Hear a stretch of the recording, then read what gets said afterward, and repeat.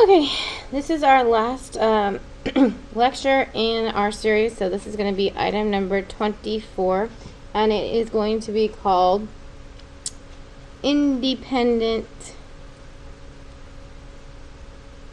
and Dependent Probability. You should have already taken the vocabulary terms from Canvas, and now we're going to go over the actual lecture part. So the first thing we're going to figure out is how do we determine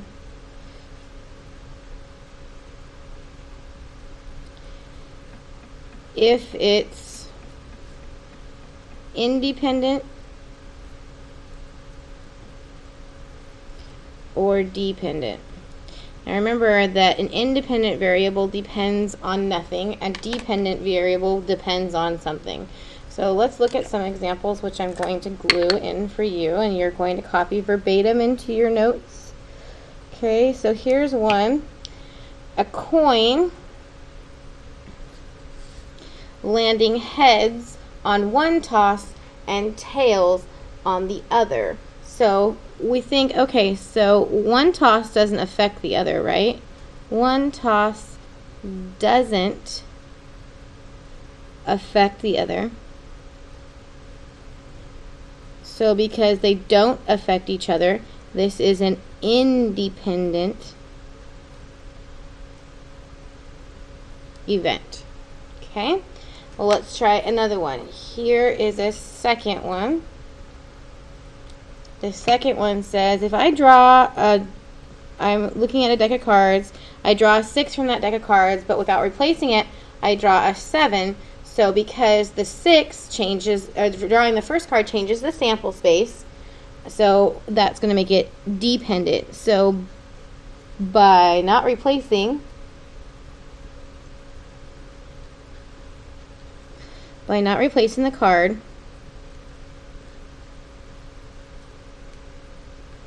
the sample space changes.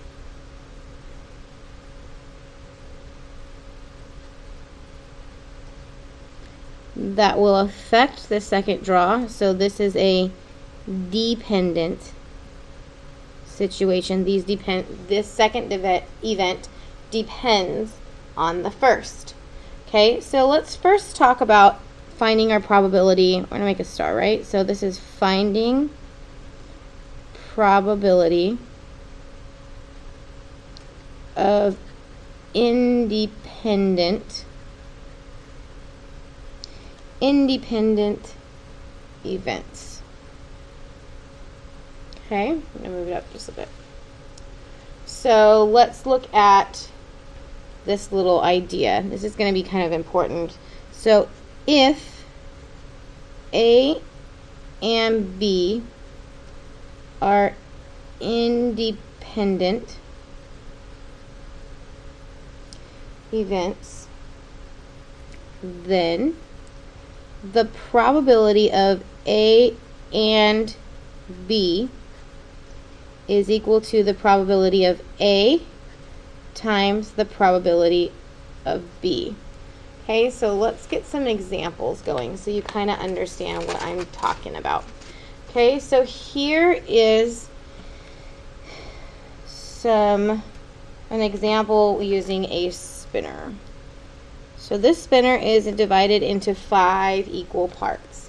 An experiment consists of spinning the spinner 3 times. What is the probability of spinning a 2 all 3 times? Now, each of these spins is not going to affect the other, right? This little guy right here is a 2, if you couldn't see that.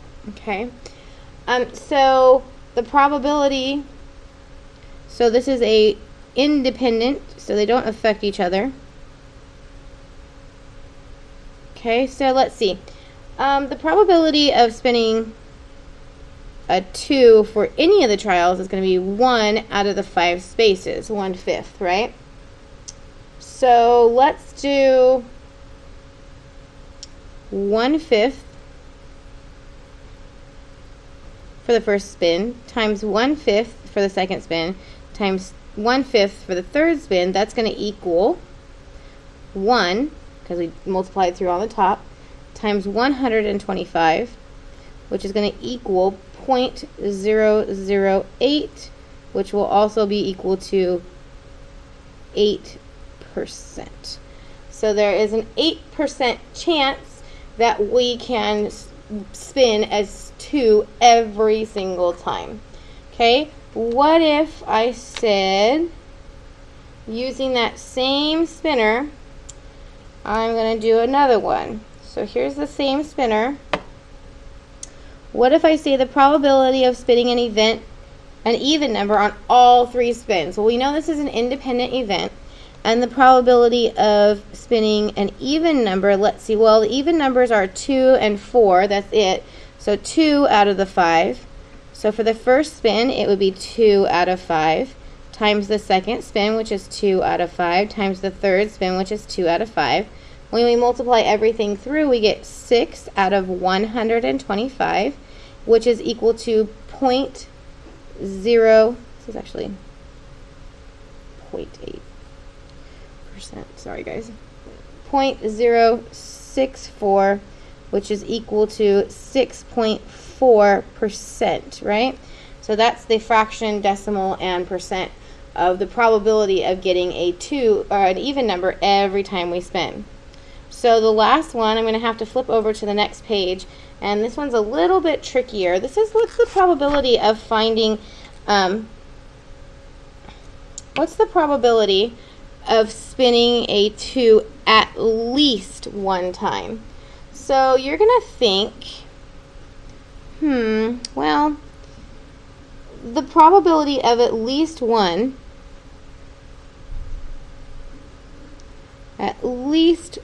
two. If we take that and we add it to the probability of not a 2, not a 2, oops, and not a 2, it's going to equal 1. Okay, so the probability of not a 2, not a 2, not a 2 is, first of all, the probability of not a 2 is there's 4 that are not a 2 out of the 5, right? So we're going to say the probability of not 2, not 2, not 2 is 4 out of 5 times 4 out of 5 times 4 out of 5. When we multiply that all through, we're going to get 64 out of 125, which is equal to 0.512. So we'll take 1 and we'll subtract out the 0.512, and that will equal 0.488, which is equal to the probability of at least 1, 2. Okay?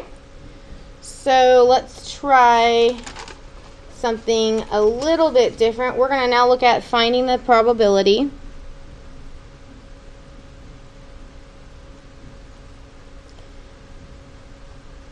of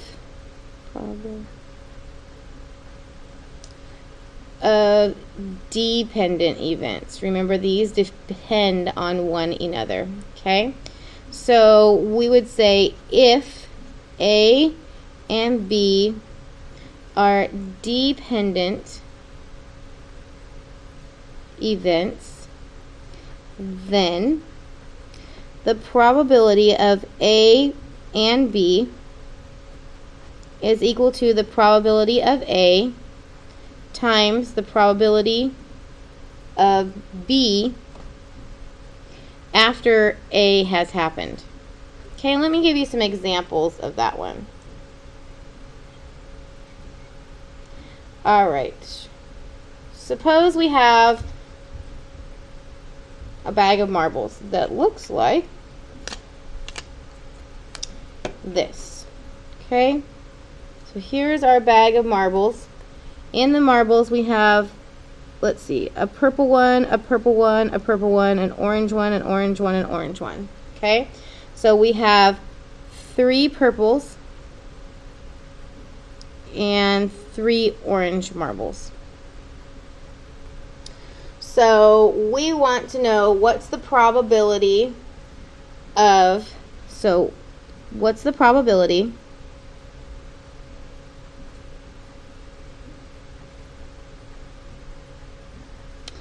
of drawing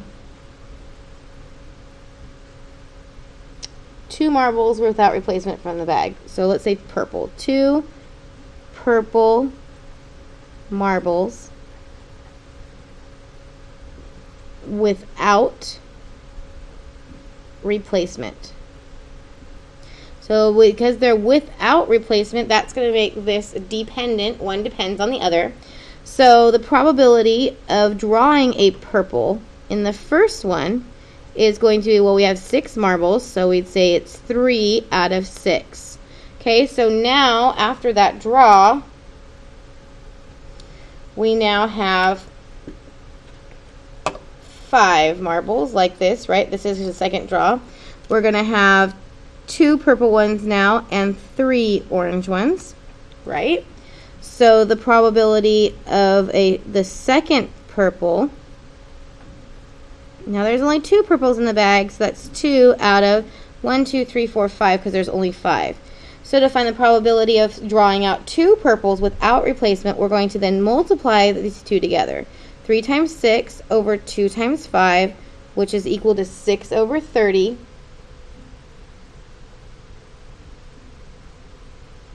Which is reducible to 1 over 5. So the probability of drawing out 2 purple marbles is 1/5 without replacement. Okay? All right, last type we're going to do is we're going to do a little bit different. We're going to do 2 different scenarios. So I'm going to flip the page for our last one, and we're going to look at a jar with nickels and quarters. So here we go. If a jar contains 16 quarters and 10 nickels, let's see, if 2 coins are randomly chosen, what is the probability of getting 2 quarters? All right, so we know, and I think we are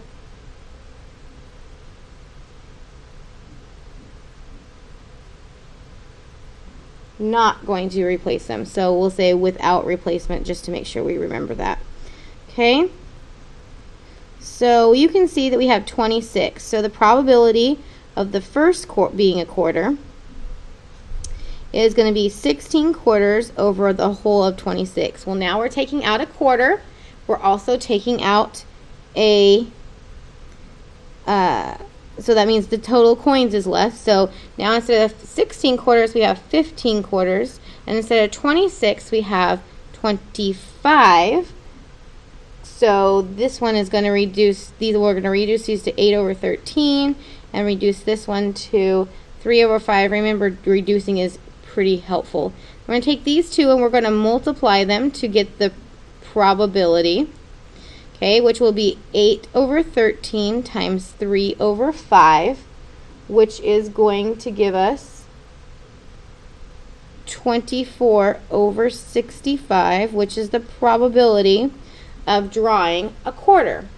Okay, now if 2 coins are chosen at random, what's the probability of getting 2 coins that are just the same, right?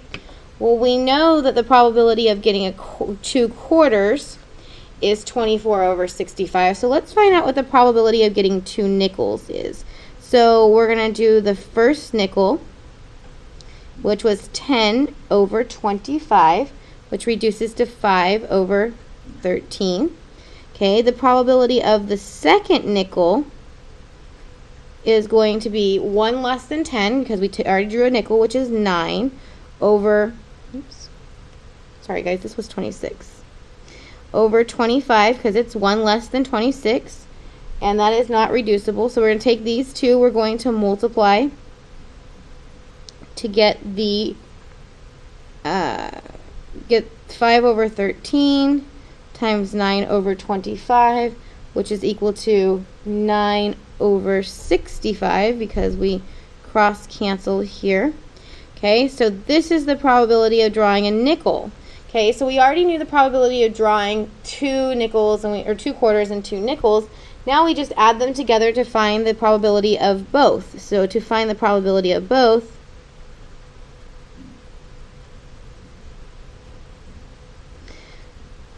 to find the probability of drawing 2 two coins the same,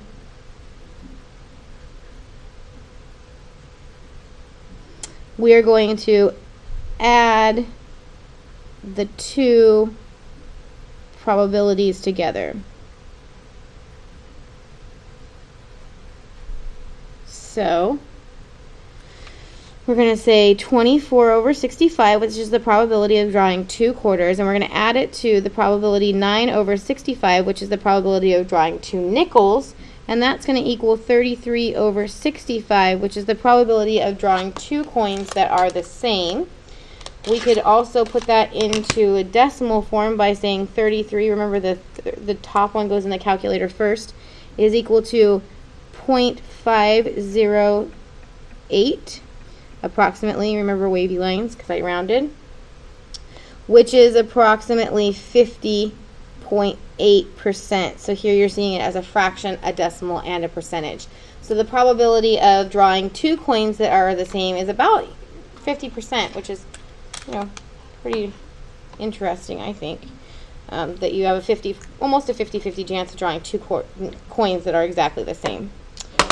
Alright, so now you're going to go ahead and do your homework, and then you're going to do your Canvas test, and then you guys are almost done.